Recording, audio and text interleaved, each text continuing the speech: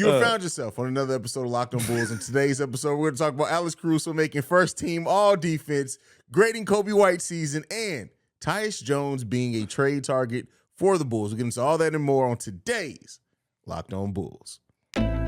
You are Locked on Bulls, your daily podcast on the Chicago Bulls, part of the Locked On Podcast Network, your team every day.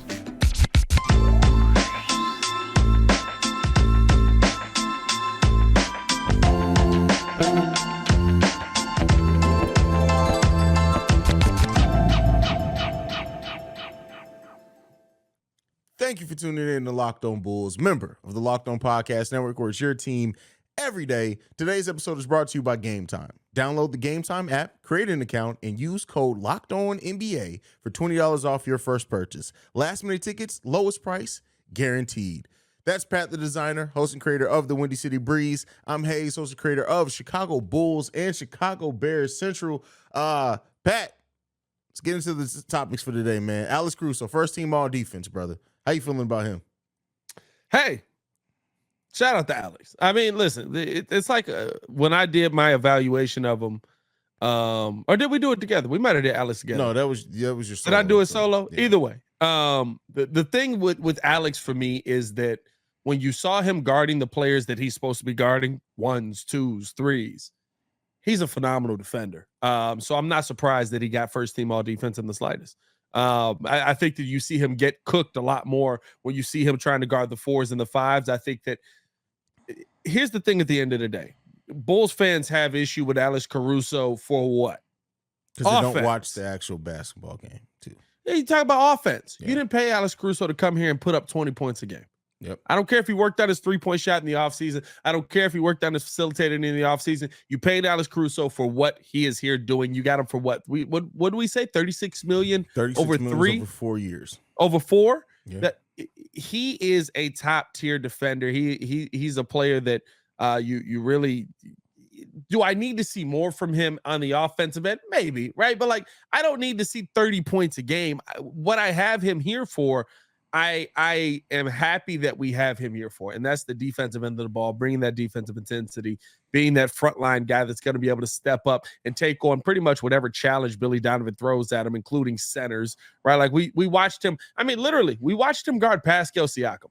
Right, like it was the funniest thing in the world to me where like they had it slated differently on the start of the Toronto Raptors game versus the Bulls in the play-in, where it was like Alex Caruso was the 2, and I was like, they have no idea that Alex Caruso is about to play 4 and 5 all night tonight, and he did a good job versus Pascal Siakam. Not so much against Jakob Poeltl, but I'm glad that Alex Caruso gets the recognition, and I'll say this for once, I'm glad that the voters looked at not what he did versus situations that were out of his control.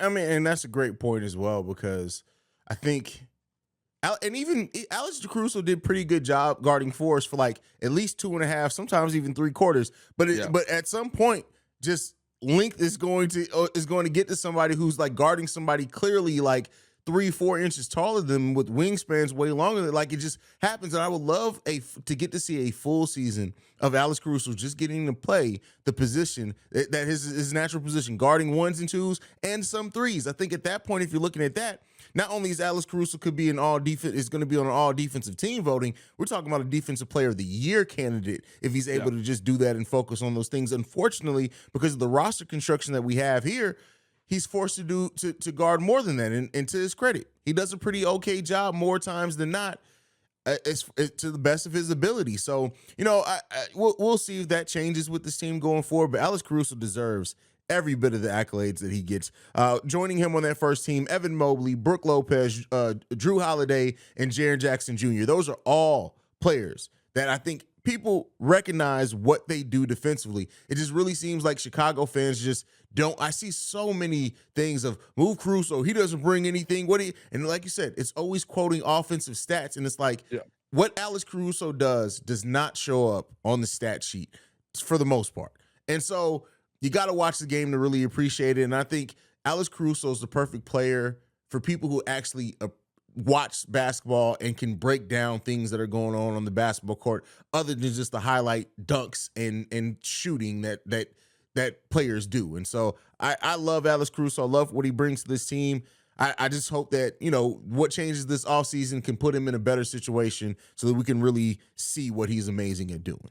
Well, and I think the thing is too, right? Like it does help having another defender. Ayo Dosunmu took a major step back defensively this season. So, right, like when in those moments that last season where you were like, oh, it's AC passing off to Ayo back to AC. I love that, right? And the times where you saw AC to P. Will back to AC, it was pretty good, right? Like you felt good about that lineup. When you saw Pat Bev to P. Will to Ayo to AC to back to P. Will back over to AC, right? When you saw that switching pattern, those are the things that really got our blood pumping with him on the defensive end. I think that all of a sudden elevated his game as well. Again, talking about Pat Bev coming in here and elevating somebody's game. I think that on the defensive end, right, you're not, when you've got somebody where you're passing that player off and they run into another bulldog on defense, it really helps you defensively. Even using DJJ in some senses helped Alex Caruso. So I think to me, right, like that has to be stated as well. It's not so much the fact that yes, he's not the offensive player that we thought he was going to be. But when you look at him defensively,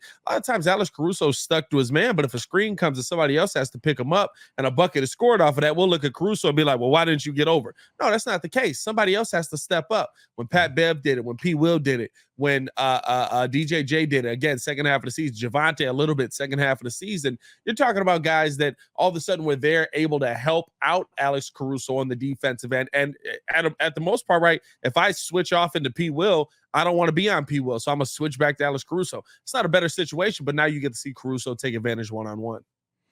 Yeah, I mean, so we'll see. I mean, ultimately, when it comes down to Caruso, not to say that he's unmovable or anything like that, because the Bulls very well could, depending on what they try to do this offseason, could move Alex Caruso. But I would love to see him really stay on this team and really get a chance to, be a part of a more traditional defense and just one that doesn't put him, hang him out to dry sometimes. Like switch heavy defense is cool, but you got to have the one-on-one defenders to be able to do that. And we really don't have a lot of one-on-one defenders on this team. We got a couple of them, and they really do help keep the motor of this defense going. But we got to see players step up. We got to see better decisions on pick and roll. And I think, the switch heavy defense that we do, we don't necessarily have the full roster for. I think, back when it was Lonzo, when Ayo was playing better defense, Javonte out there and Alex Caruso, just those players alone help you do a switchable defense a little bit more.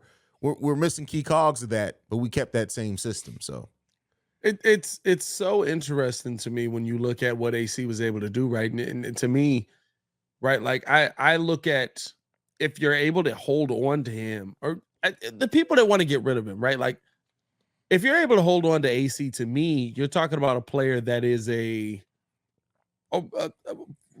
first team all defense player. The reason we're talking about him, right? But also, it's the fact that everybody else who is a free agent this year is pretty much your defense. Outside of DJJ, you're talking about Pat Bev possibly being gone, Javonte Green probably being gone. I don't foresee the Bulls bringing him back. I mean, Andre Drummond is a player option. Who else are the real defenders? Ayo Dosunmu was a huge question mark because do you pay him to bring him back? I guess if you can get him on low money, you pay him to bring him back. But I think that Ayo's still going to get a decent contract. I don't think he's going to get a crazy contract, right? Like your defenders, for the most part, aren't going to be in the building. You can't afford to just ship off AC and say, we'll just figure it out from there. He's not the kind of player you just figure out from there. Yeah, I mean, it lets the Bulls bring in some of those 3-and-D players that, many Bulls fans have talked about, the theoretical 3-and-D wing. It is looking real bleak out there. I mean, it's easy to say, hey, let's go out and get a couple of 3-and-D guys off the bench. Like, okay, who and at what price? That's what I always say. Listen, I was fine. I really was. I'm going to be honest with you. I guarantee there's a video on the Breeze right now. I was fine moving on from Bobby Portis because I said you can find another Bobby Portis. And the Bulls kind of found a player that could fit the Bobby Portis role. But then they got rid of him too. Talk about Gafford. And then you just didn't replace Bobby Portis anymore. Yeah. Like, yeah. I mean, so it's like it's not the end of the world to move on from that guy, but who's the guy you're going to replace him with? That's always right. Like Tom Thibodeau, it was time for Tom to go. Fred Hoiberg probably wasn't the answer. I mean, hey, they did tell him they were going to get him a younger, and more athletic team, and got Dwayne Rondo Wade and Wade. Rajon Rondo. Yeah. Let's run it out there. Yeah, and then followed that up with was he's because he was still the coach when we brought in Jabari Parker. Jabari Parker. That's hilarious. I mean, at least he fed the younger part. He was younger. I guess Jabari was also more athletic. With those knees, bro, at that point, I think him and Dwayne Wade were about a wash, bro. I don't know. I can't give him that. With those knees is crazy. Hey, bro, with those knees. That's tough. That is tough. But next up, Jabari's still a Chicago legend, man. Shout out Jabari. His best Bulls highlight is when he defended Derrick Rose in his opening presser, but that's about it. He got a game-saving block. I don't know against two, but I do remember this. Didn't Jabari have a 30-point game for us too? Didn't Jabari had a 30-point game, absolutely, and then he got like a game-saving block versus somebody, and I was like, I told y'all Jabari be playing defense out here. He ain't playing no defense, bro. No, not another look at defense was played. We're gonna continue our player evaluations this time for Coby White, but before we get into that, gotta talk to you about one of our sponsors, and that's Gametime. Buying the tickets for to your favorite event should not be stressful. With killer deals on last-minute tickets and their best price guarantee, you can stop stressing over the tickets and start getting hype for the fun that you'll have. Gametime is the place for last-minute ticket deals. Forget planning months in advance. Gametime has deals on tickets right up to the day of the event. Get exclusive flash deals on tickets for football, basketball, baseball, concerts, comedy, theater, and more. The Gametime guarantee means you'll get the best price. If you find tickets in the same section and row for less, Gametime will credit you 110% of the difference. The fastest growing ticketing app in the country for a reason. Get images of your seat before you buy so that you know exactly what to expect when you arrive. Buy tickets in a matter of seconds, 2 taps, and you're set. Tickets are sent directly to your phone, so you never have to dig through your email. Snag the tickets without the stress with Gametime. Download the Gametime app, create an account, and use code LOCKEDONNBA for $20 off your first purchase. Terms apply. Again, create an account and redeem code LOCKEDONNBA for $20 off. Download Gametime today. Last minute tickets, lowest price, guaranteed. All right, Pat. So, transitioning now, player grades. We've been making our way through the Chicago Bulls roster. Coby White. How are you evaluating Coby White's season? Probably the like I said before, this may be the only player that gets an A grade from me this season. I can't give him an A because, again, we have to talk about the entire season. Now, I will say Coby White improved his game a lot. Mm-hmm. I think that the thing that Coby White did that I asked him to do, that I ask every player to do, is when the shot isn't falling. Because here's the realistic part that most people that have never played basketball don't understand. Sometimes your shot ain't falling. It's just not. Now, it shouldn't go months. Maybe we can improve on that. Right? I shouldn't be talking about a month where your shot's not falling. But sometimes your shot's not falling. What do you do to impact the game outside of that? I thought Coby White did a good job defensively. Not a great job. I thought he did a good job. He improved his defense. It was great for him because Coby was kind of useless out there last season. I thought his IQ was much better this season. Facilitating the basketball. I thought he was creating shots at the bucket for himself a lot better when the 3-ball wasn't falling. And then when he was finally able to get the 3-ball to fall, I thought that he did take advantage of that. For me, I give Coby White probably a solid even B because there were stretches in the beginning of the season where the jump shot wasn't falling, where he wasn't able to knock down the 3-ball, where he wasn't. And unfortunately enough, right, for this team, that's the player that he needs to be. And I think that there's just still stretches where you look at the shot and you say, listen, I love what we saw in the second half of the season. Realistically, the last 2 months of the season, he was on fire. I love it. But the problem is we're still talking about that as a couple of months, not the season. I can't rely on you to be that consistent shooter yet. But what I do love is I can rely on you to be a consistent contributor to this team. So for that reason, I give Coby a solid B. Phil, I agree. I understand how you came to that. I think for me, I'm still giving Coby an A just because of the fact that he turned things that were absolutely weaknesses in his game to strengths. Like there were healthy offseason too. Yeah, there were stretches of this, like you said, this shot wasn't falling to save his life. He couldn't hit a shot to save his life. Me and you were making about as many shots as Coby was in some of these games. It got bad. Yeah, it got bad. But even in those games, like before, because if Coby's shot wasn't falling, it was literally, hey, get him off the court. But now, like the way he was able to step up defensively, the way that he was able to even step up his playmaking, and you slowly started seeing Billy Donovan trust him more, as where more things were going through Coby, and he was making the right decisions. He was, and also his dribbling, right? His ability to get to the lane and do that. So, going into next season, of course, if Coby White can get that offensive side of his game to be more consistent, you're looking at a complete player at that point in time, whether he's starting or coming off the bench. I still think he'll be more effective coming off the bench. But for expectations coming into the season, my expectations on him were all offensively and what he could bring the Bulls offensively. But we had stretches where Coby White was the best defensive player coming off the bench for the Chicago Bulls. Now, yeah, Alex Caruso was out with injury, and Javonte was too, but he was better. And then when you look at on the back half of the season, we're talking about in the last couple games of the season, why didn't you leave Coby White out there instead of Pat Bev when we needed defense? That's huge. So here's how Coby White's season basically shook out from the three-point line. 29% to start the season, 38% in the month of November, 35% in December, 38.8% in January, 33% in February, 44% in March, and then April, the couple of games we had, he didn't shoot the ball well, 33% in the month of April. It's a question mark. But again, when you shoot the ball that way from three, what else do you give? And so to me, I do give Coby White credit. I thought that Coby White was a consistent contributor. Not to say that he was the best defender that we had out there, but a consistent contributor on the defensive end. I thought that because of the threat of his shot, right, those 44% months, 38% months, those are the months that you need to hold on to, because now the threat of your shot has people closing out on you a little bit more. Coby White all of a sudden is able to create shots at the at the rim, which I thought was a big step for him, because he didn't have the handle for that before, right? Like he didn't have the handle to like pump fake and take you off. He was using pure speed to get from one spot to the next. I think now he's using his speed to his advantage and mixing that in with the handle. I really love what we saw from Coby White for the most part, outside of the 3-point consistency. I mean, listen, the thing about now, you have to ask yourself the question, was it enough to bring him back? Was it enough for him to be a part of this team for the foreseeable future, depending on what somebody else is willing to offer him? What do you think the ceiling is going to be on that as well?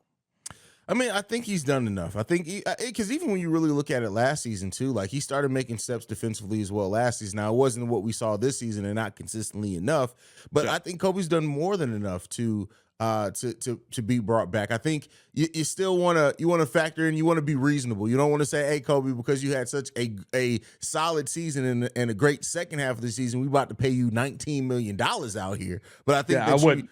Yeah, there's a limit to that. Now, here's what I want to ask you though. When it comes to that, there's been a lot of talk about Coby being the starting point guard potentially next season. I even talked about it over on Central that I do see a world in which that AK does say, oh no, we're going to run Coby as a starting point guard. We love his growth there. They're going to add maybe some shooting off the bench, and we're going to rock and roll with that, basically with the same roster. There's a possibility of that happening. Do you think that Coby is really ready to be a starter, or do you think like starting him, it could take away a lot of what made him special coming off the bench? Only if the system allows him to, right? Like, here's the thing. I'm fine with Coby being a starter if we're willing to accept the fact that Kobe's not going to be the best offensive player that he was. But again, the question is the offense what you care about most with Coby White? Like, if Kobe's turning himself into a better player, I don't think people realize, right? Like, Coby White he wasn't a good defender. Coby White was a like borderline great defender at times this season.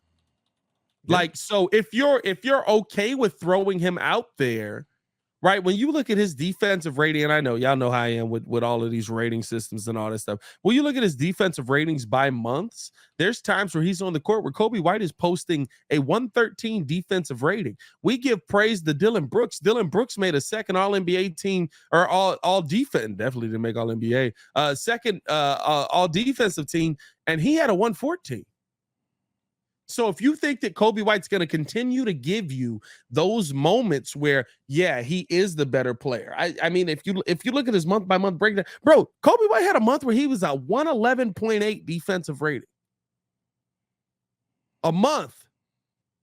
If you feel like he can continue to give you that, then yes, throw him in the starting lineup. Yeah, I mean that Coby had more games this season. Sub 100. Keep in mind, I'm not saying 110 is basically you being a really solid defender. He had games 99 and between 97 and 99 defensive rating more times this season than what he had the rest of his 3 seasons in the NBA combined. That's the type of steps that Coby White has made this season. It's crazy. And it goes to show you the development that, again, I've said this a couple times on this pod, what you're really doing in the offseason. You can tell that he worked on his game. You can tell that he improved on a couple of things. I love the growth and development that we've seen from Coby White. But again, is somebody else going to see that growth and development? Because it's not in the Bulls court right now. Yeah.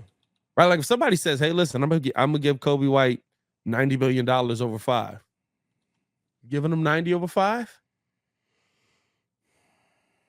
I don't know if somebody will, but like, I mean, like, I can't say it's completely out the realm of possibility. At that point, I'm almost saying that we may have to match just for the fact that we don't lose him for nothing, and then give him a year, and then maybe even try to trade him, bro. Yeah. I mean, at this point, I'm willing to say that unless it's something completely ridiculous where somebody offers Coby 4 years for $102 million, it's like anything less than that, it's like, yeah, should we technically be paying him this much? No, but we also can't necessarily afford to lose him for nothing. So, yeah, I mean, we've seen weirder contracts move, and if he does have at least starts off the season how he finished the season off, that's an easily movable deal in the modern NBA. And the other thing you have to take into account with him, the more time Billy Donovan just kept giving him more minutes throughout the season, basically, because the point guard situation here was so bleak. Yeah. The more time Coby White got, he actually continued to get better all season in every category. Like he was almost he was basically 14 points a game off of the bench in every category, playing 26 minutes by the end of the season. So I give you more responsibility. If you can do more with it, I love it. I hope that he can do more with it. That's the best I can say with Coby. And that's the problem with this whole Bulls team. I hope P. Will turns into this. I hope Coby White can keep doing this. I hope Io DeSumo bounces back. I hope Zach LaVine can give me a Our plan is hope. More than continuity, it's a lot of hope on this team. We like that's, hey, are we what is that? Star Wars episode 4? Are we a new hope, bro? Yes, no, that's the issue. It's an old hope. It's not a new hope. It's a lot of the same old hope. We've been hoping for the same thing for almost 3 seasons. The same hope. Episode 4. Of the Chicago Bulls. That's the crazy, same bro. hope. That's crazy. It's like on Dragon Ball Z when it took 16 episodes for one fight. That's where we are right now. We're one of those episodes right now. The period of Bulls fandom that we are is one of those episodes where it's 99% commercials, and then all they've done is talk about fighting for the whole episode. Like the fight ain't even happened yet. We just talking about fight. It's just a flashback. Goku, Krillin. Kakarot. Cell, Vegeta. It's like, are you just saying names for 28 minutes? Right? Zach LaVine. Oh, hilarious, man. But let's go ahead and get ready to wrap up the episode, Pat. So it's an off season in which we're going to be in a lot of speculation. You're going to hear a lot of trade ideas, targets, potential. One name that keeps popping up, we've talked about his brother Trey Jones, but one name that keeps popping up, Bleacher Report just recently had one. I think Pippen ain't easy. Also had another deal for Tyus Jones. What do you think about the potential of bringing in Tyus Jones to this team? It would take either, just to kind of set the tone, you would either be trading Alex Caruso for Tyus Jones and some filler, or it'd be DeMar DeRozan for maybe a Tyus Jones and another player. I'm sure there's other permutations and deals you can get there, but Tyus Jones' contract, $14 million, so you have to use one of your larger contracts. What do you think about the potential of bringing in Tyus Jones to this team?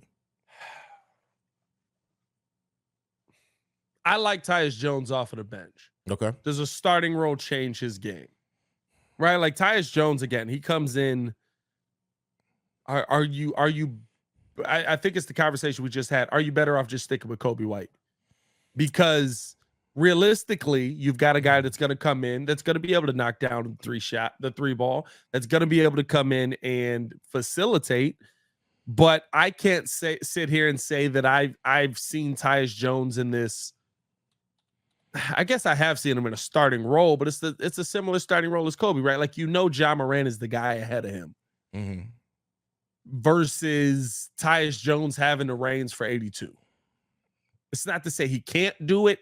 I have the same questions I feel like with Tyus Jones that I have with Coby White. I think the Tyus Jones is a nice piece, but at the same time, and maybe it does a little bit more for you offensively, right? If you're able to hold on to Coby White, you can have Tyus Jones, have Coby, have Zach, have DeMar, have whatever else on the team, right? But you end up losing a little bit on the defensive end. But I mean, like, do we have different question marks on Tyus Jones being a starter in the NBA than we do with Coby White being a starter again? Well, to me, I think Tyus is a more natural facilitator. I mean, we've seen Coby grow that way. Yeah. But and also, here's one thing that we didn't talk about with Coby. Coby's still pretty turnover prone at times. Tyus Jones pretty much doesn't turn the ball over. Yeah. So if you're coming in and looking at bringing in a facilitator to really come in and set the table for the other offensive players that we have on this team, I do say he brings that. But I will also say that I don't know if that's necessary. Don't get me wrong. He's earned that $14 million contract as a high-level bench player. But I don't know if it's worth the $14 million for the Bulls, if that makes sense. No, and I think that's my point, right? Because realistically, you're trading somebody for him. So you're moving on from Alex Caruso, or you're moving on. I think you mentioned the DeMar DeRozan trade, where you trade him for Tyus Jones and Kyle Anderson, which, okay, I'm fine with. I don't know if I want Kyle Anderson and P. Will on the floor at the same time. I'm not going to lie to you. That is a slow line. You thought we wasn't running before. You thought pace of play was a problem before. Good Lord. But I think realistically, right, when you're sitting there talking about what Tyus Jones brings, I like the assist numbers, especially when he's actually able to get more minutes versus the turnovers that he does throw. Mm-hmm. But are you adding more on the offensive end? I don't think so, right? Like, he's never been a scorer, so you're not adding the offense back into it. Maybe you say Zach LaVine and DeMar DeRozan make up for that. Is Vooch still on the team in this situation? That's a major question that you got to ask with that, because pick and roll between Tyus Jones and Nikola Vucevic could be a weapon for them. It could be really nice, but that's a matter of if Vooch comes back. I heard this too. Who was I? And it can't be Kyle Anderson. Kyle Anderson isn't on the Grizzlies anymore. He is on the Minnesota Timberwolves. I tweaked on that. Who did we say? You're fine, because I was thinking it too. I can't remember who it is, though. I forget who the other one is. We did tweak on that. I'm trying to think. An athlete I think it might have been Robbie Gold that just told me this, because I was like, Vooch wants to be here. He bought a house in Chicago. And Robbie looked at me. He was like, everybody buys a house in Chicago. It's Chicago. And I never thought of it in that sense. I was like, I guess we did pay this man like $20 million. He probably wants to keep a crib in the Chi just for summertime Chi, like we all do. You know what I mean? So it's like, I'm hoping he want to be here because he bought a house, but realistically, this man can have like 4 houses and be fine. So I think Tyus Jones I like Tyus Jones. I think that he would be a nice piece. I would like to see the Bulls go get him. I don't think he's Jalen Brunson. I don't think he has that level of impact on this team. And if we're talking about splitting hairs, let Coby keep developing. He's going to be cheaper. Well, he might be around that same price, actually. He may end up being, Coby's he might be around pretty much that same price. Around the same price. About $14 million, yeah. And that's the thing, is that I wouldn't necessarily want, like, you got 2 players then. You're paying, let's just say it is the same price. You're paying $28 million for Coby White and Tyus Jones as your point guards. And that, I think in that scenario, you're not bringing back Ayo Dosunmu. Maybe you could work out a sign and trade for Ayo Dosunmu. A lot of money in point guards, bro. But we're already spending a lot of money in point guards. Like, literally, next year, if we just re-sign Coby, considering too we got Lonzo Ball's contract, we're at like $90 million in guards, bro. It's crazy.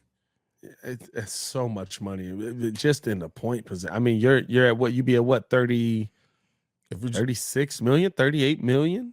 I mean, no, you'd be at 20 with Lonzo alone. You'd be at with Lonzo, 48 million. Yeah. Almost $50 million in just point guards. Yeah. Jeez. That's I mean, at the end of the day, that's the thing you really got to take into account too, right? Like, you got to make the business decision on this. To me, that's a poor business decision. I think that the part that sucks is one thing we know. Listen, AK got his secret extension. It's probably a 10-year extension. He's going to be here forever. So we're going to try and figure out what this next iteration of this team is. We might be in a situation where we're sitting here talking about writing out the Lonzo deal. Which means you're just paying Coby White. I actually talked about that over on Central today too, is that when you look at it, I really think I'm starting, and I hate to say this, I really think we're going to see the Bulls sign players with that mid-level exception to probably 2-year deals. They're going to try to align everything to be when Lonzo Ball's contract comes up. Because if they do that, we're talking about the season Lonzo Ball's contract comes up. If they time the contracts right, we're talking about the Bulls having about $90 million in cap space. And that may be the next time that the Bulls make a big move. And I tell you what, that's going to be 2 seasons of us here complaining. That could be the future here. That may be the realistic. But I think the thing is, right, this offseason tells us what they really want to do. That's a fact. If they don't go into, like, we'll know, right? Like, I'm not going to be complaining if I know what the plan is. And so to me, and AK is never going to say that that's the plan. He's never going to come out and be like, yep, we're trying to lose. We hate it here. And I don't think they're necessarily trying to lose. I just think that they're going to try to. They're not going to have the money to throw at the big names, right? So I think to me, if we don't see them make a decision on either of the exceptions or the exemptions on Lonzo Ball, then we'll know this offseason what their game plan is. Yep. And we're going to know that pretty fast there afterwards, bro. I really think after the lottery, and then, of course, after the finals in, like that 2-3, because it's about 2-3 weeks between the end of the finals until the actual draft happens, that time period is going to tell us a lot about what the Bulls' plans are going forward. But, hey, it won't matter because when we win the first overall pick, we'll get Wembanyama and everything will be just okay. All right? Man, okay, listen. Boys. Hey, listen, I think all the leagues got together. Listen, David Stern, rest in peace, my bad. Yeah, rest in peace, Adam Silver got together with, I don't even know. I do know the owner of the whatever it is. Of the commissioner of NHL. The NHL. Commissioner of the NHL.